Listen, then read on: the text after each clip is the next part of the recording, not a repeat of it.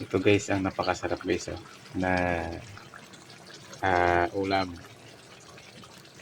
Hito guys. Yan ginataan natin. Yung nilagay natin dyan, di na makita. Doon sa ilalim yung bawang.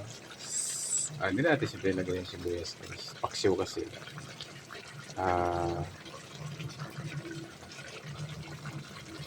Luya. No? Luya lang. Tapos nilagay natin na sili, powder, kaya hindi rin siya makita. Saka siyempre paminta. Yan. Ganyan lang guys, medyo pa basa-basa natin ng konti, no? Kasi medyo marami lang yung sabaw. Ito naman ang pampabataw guys, kulay.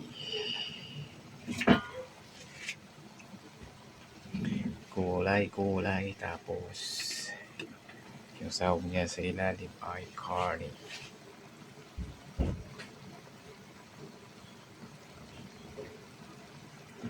Kasi nakita nyo guys, karne.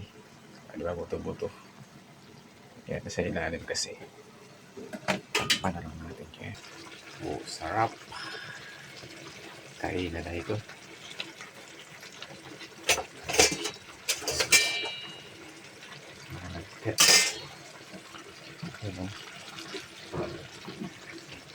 Hindi pa.